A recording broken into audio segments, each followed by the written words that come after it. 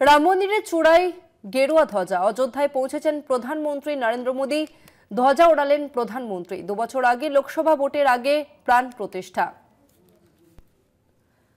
অযোধ্যায় প্রধানমন্ত্রী নরেন্দ্র মোদী এবং আরএসএস প্রধান মোহন ভাগবত এবং বেলা 11:50 নাগাদ শুরু হয় ধ্বজারোহণ পর্ব এবং নিচ থেকে ধীরে ধীরে মন্দিরের সর্বোচ্চ চূড়া পর্যন্ত উঠে যায় ন্যায়ের ধ্বজা।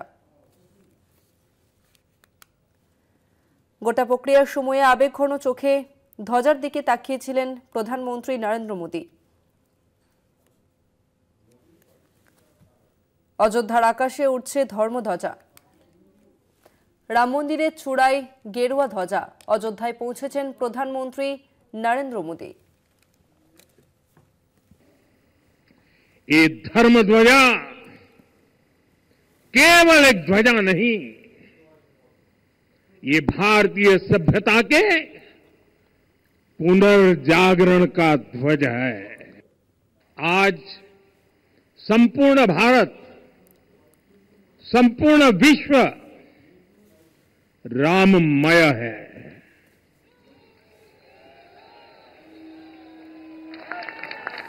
हर राम भक्त के हृदय में अद्वितीय संतोष है, असीम कृतज्ञता है, अपार अलौकिक आनंद है। सदियों के घाव भर रहे हैं, सदियों की वेदना आज विराम पा रही है। सदियों का संकल्प आज सिद्धि को प्राप्त हो रहा है। आज उस यज्ञ की पूर्णाहुति है जिसकी अग्नि 500 वर्ष तक प्रज्वलित रही। বেলা 11:50 নাগাদ শুরু হয় ধ্বজারোহণের পর্ব এবং নিচ থেকে ধীরে ধীরে মন্দিরের সর্বোচ্চ চূড়া পর্যন্ত উঠে যায় ধ্বজা এবং গোটা প্রক্রিয়ার সময়ে আবেগঘন চোখে ধ্বজার দিকে তাকিয়েছিলেন প্রধানমন্ত্রী নরেন্দ্র মোদী। আমরা এই নিয়ে আরো বিস্তারিত আলোচনা করব। নিউজ রুম থেকে সরাসরি রয়েছেন কলকাতা টিভির পলিটিক্যাল এডিটর আশিস চট্টোপাধ্যায়। আশিস দা, শতাব্দী প্রাচীন ক্ষতে প্রলেপ পড়লো এমনটাই জানালেন প্রধানমন্ত্রী নরেন্দ্র মোদী। বিস্তারিত জানতে চাইব। দেখো, আজকের এই অনুষ্ঠান রাম মন্দিরের ধ্বজা উত্তোলন বা ওড়ানো যাই তুমি বলো, এটার মধ্যে দিয়ে ভারতে গত 4 দশক ধরে যে একটা হিন্দুত্ববাদীদের আন্দোলন চলছিল তার একটা পর্ব সমাপ্ত হলো বলে বলা যেতে পারে।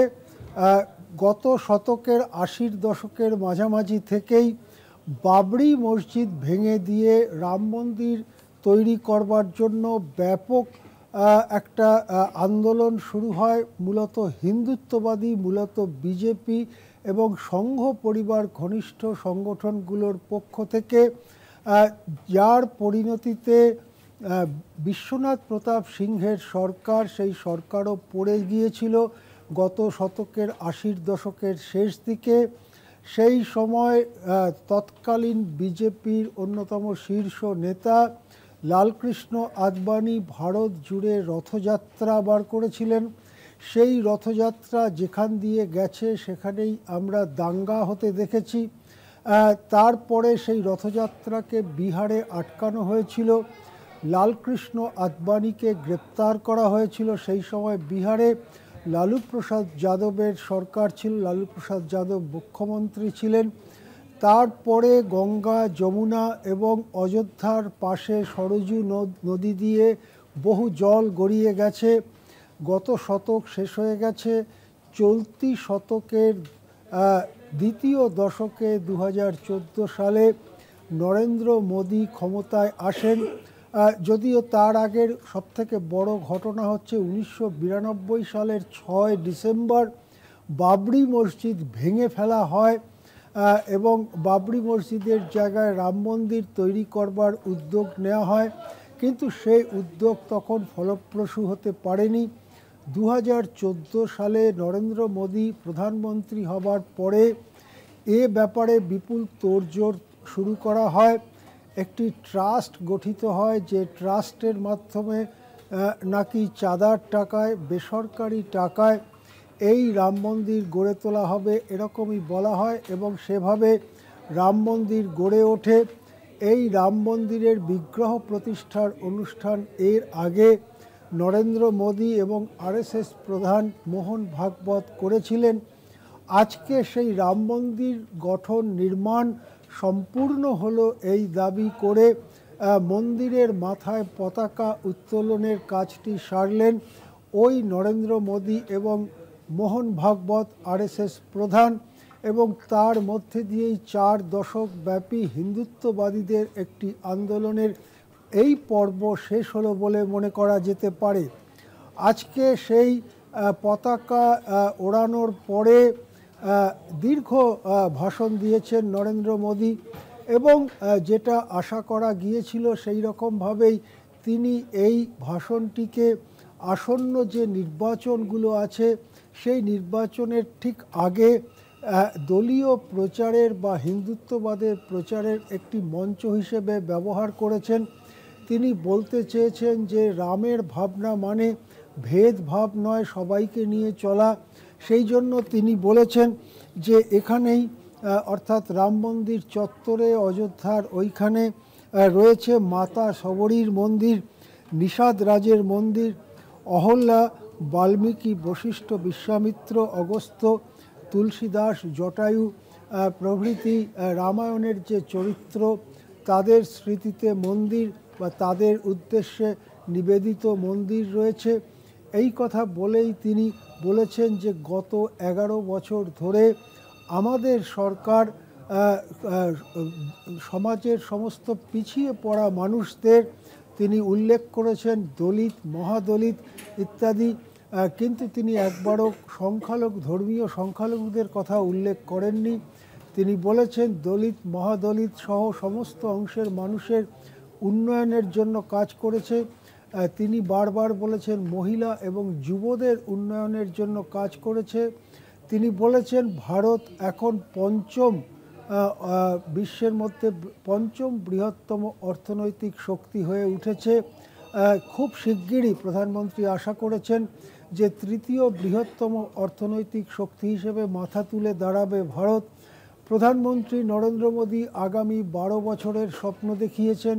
তিনি বলেছেন 2047 সালে বিকশিত ভারত গঠিত হবে এবং সেই বিকশিত ভারতে আজকের ভারতের থেকে অনেকটা পাল্টে যাবে, উন্নয়নের দিক থেকে, জীবনযাত্রার দিক থেকে অনেক পাল্টে যাবে।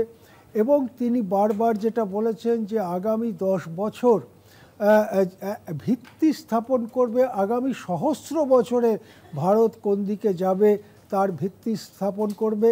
সুতরাং আজকাল আর আমাদের প্রধানমন্ত্রী আগামী 5-10 বছরে থেমে থাকেন না, তিনি আগামী সহস্র বছরে কি হবে সে কথাও পথ নির্দেশ করে দেন। আজকে অন্তত তিনি সে কথা কয়েকবারই বলেছেন।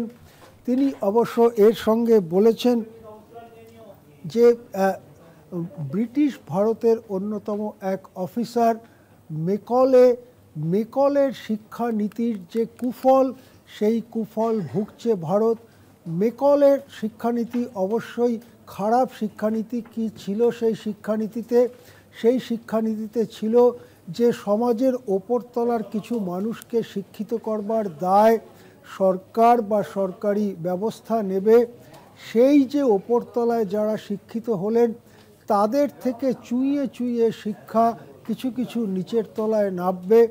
ওপরতলার মানুষকে ঠিকমতো শিক্ষা দিতে পারলে সেই শিক্ষা নিচের তলার মানুষও ধীরে ধীরে পাবে। ব্রিটিশ শাসকদের লক্ষ্য ছিল ওপরতলার মানুষকে ব্রিটিশদের প্রতি শ্রদ্ধাশীল হিসেবে গড়ে তুলতে, যাতে ব্রিটিশ শাসন এদেশে দীর্ঘস্থায়ী হয়। সেই কাজটা ব্রিটিশ শিক্ষা ব্যবস্থা করেছিল, এ বিষয়ে কোনো সন্দেহ নেই।